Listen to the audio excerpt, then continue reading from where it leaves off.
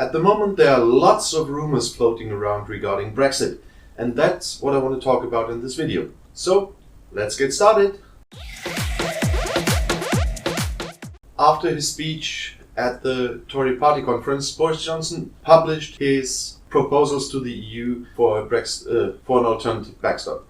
It was exactly what I mentioned in my yesterday's video, so I won't go into that today again. And as I promised yesterday, today I will talk about all the rumors that are floating around Brexit at the moment, and there are quite a few of them. First of all, there's a rumor about the Scottish Court of Sessions again. If you remember, that was the court that before the Supreme Court said that prorogation is unlawful. And the same court is rumored to take the extension out of Boris's hands. There's some fact on this rumor because there is a court case going on at the Scottish Court of Sessions at the moment regarding the Ban Act and what happens if Boris Johnson will not obey the Ban Act, if there will be no deal, what is getting more and more probable at the moment after we know the proposal, and if Parliament doesn't agree to a no deal. But the rumors say that, first of all, the Scottish Court of Sessions might, in that case, first of all, send the police to have Boris Johnson arrested if he doesn't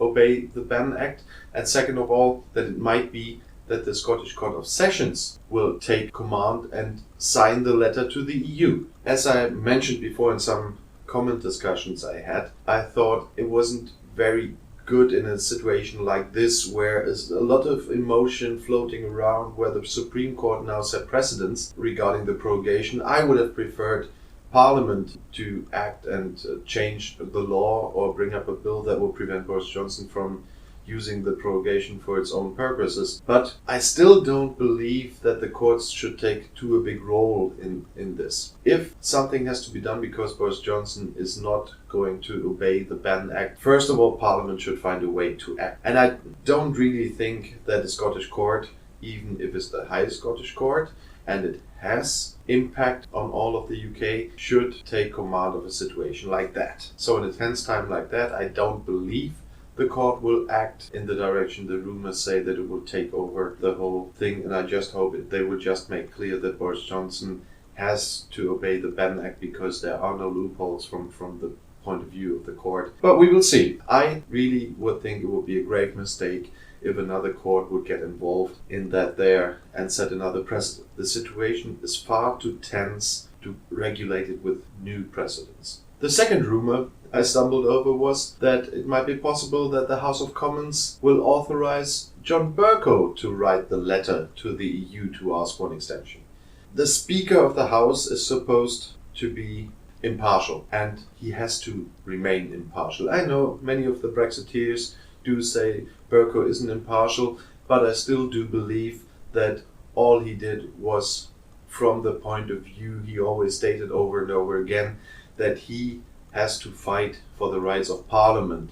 And from that point of view, you can understand everything he's done. Even if he campaigned for Remain, if he voted Remain, I really do believe that he can be impartial again. I know what kind of controversial figure John Bercow is now, especially for Brexiteers, but I don't think that he is manipulating Parliament in one certain direction. He is just using all the laws regarding Parliament to protect the integrity and authority of Parliament. But saying this, I also say it would be a breach of all of this if John Bercow would write this letter, even if Parliament would authorize him. It would be a grave mistake of Parliament to do so.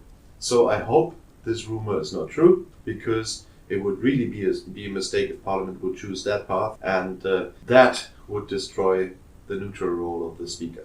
Another rumor is that the Queen is planning to dismiss Boris Johnson. It was said that senior members of her staff said that the Queen was asking for the first time how it is possible for her as the Queen to dismiss a Prime Minister. And many have judged this question alone as a hint for her having a plan to do so. But if I'm thinking about a monarch being on the throne for that many decades, as Queen Elizabeth, it is just normal to be prepared for every possibility.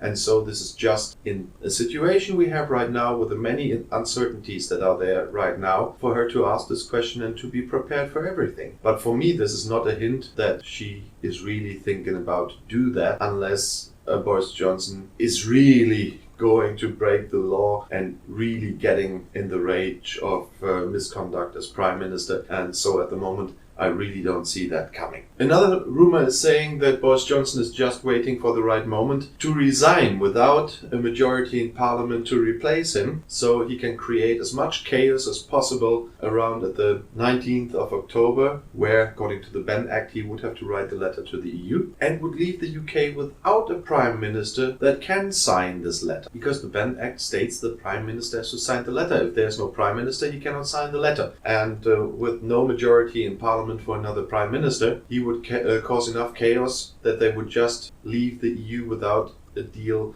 just because of the circumstances of the missing Prime Minister. Well, in this case, I have to come back to the Queen for once. I guess, as far as I know from a distance here in Germany, then she would be able to appoint another Prime Minister, even if he or she doesn't have a majority in Parliament. So there could be a Prime Minister at the 19th of October to sign the letter. And second, I guess in a situation like this, the opposition would see the trick. And I can't believe that the opposition would fall for that. And then just because they can't have their caretaker Prime Minister they want to have, and that's the reason why they just let the country crash out without a deal. So this rumor is completely improbable for me as well, because there would be ways around this, and I can't believe that the opposition would be that stupid to let this happen with Boris Johnson resigning there and just not getting their senses together to get another Prime Minister.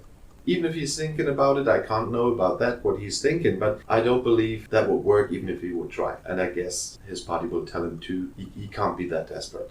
The next rumor is that one or some Tory MPs are planning to turn the opposition's weapons against them, especially using Gina Miller's weapons for their own purposes. So there are rumors at the moment that one or some Tory MPs might be testing at the moment the possibilities to take the Benn Act to court and to fight it, because it said the international relationship is a primary duty of the government and not Parliament, and they might say at court that Parliament is not allowed to interfere with the government's negotiations about international treaties. That is a rumor that I can follow. I can imagine that some Tory MPs might go to court and then try to fight the Benn Act that way. But if that's the case, they either already would have had to get started with it, or they will very soon have to do that, otherwise there's not enough time to do that. Don't forget the 19th of October is not even 3 weeks away. We have seen in the Supreme Court that they can act fast, but as far as I get it, the MPs have to go to the High Court first, and whatever happens there, if they win, the opposition will appeal. If they lose, they will appeal, and it will end at the Supreme Court anyway, and so it will take at least a couple of weeks. So they have to get started very soon if that is their plan. But that is something that is not as improbable as all the rest of the rumors we've heard, and I guess that might be something that's going to happen, if it happens very soon. And the last rumor I heard that's floating around is going around Jeremy Corbyn. As we all know, Jeremy Corbyn is not a Remainer, he's a Brexiteer. He might not want a no-deal Brexit in the first place, but he is not a hardcore Remainer. He is a Brexiteer.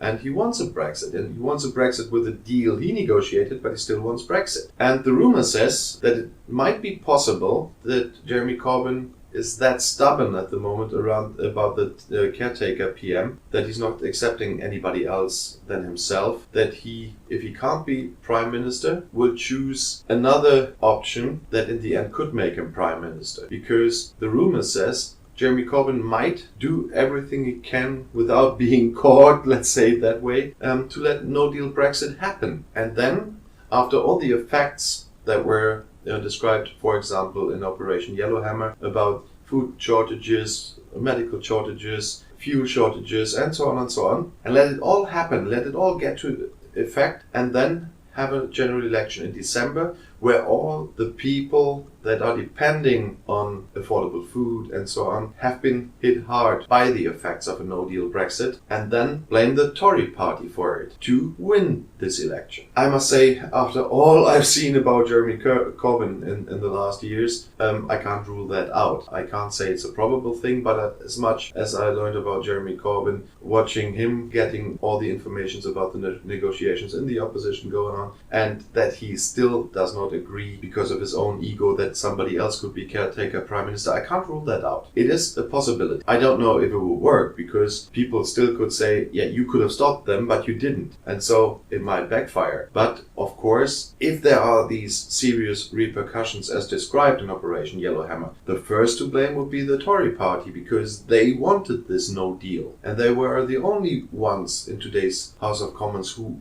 wanted this no deal. I mean, from the parties that are standing for election in the whole UK. But I can't say it's a very probable scenario, but I can't rule it out. So it's not anything about the news. It's not about Boris Johnson sending his proposal to the EU and their reactions. We can all guess what the reactions will be. But there were so many of these rumors coming up last week until today that I wanted to make a video about this, so to present all these rumors to you, so at least you have heard about it. What do you think about these rumors? I told you my opinion, but perhaps you have another opinion. You see some things there I've overlooked, and that makes some of these rumors more probable, or that totally rule out others I couldn't rule out because I don't believe in, for example, Jeremy Corbyn at this point. What do you think? Just leave a comment. I'm really interested to know what you're going to say about this.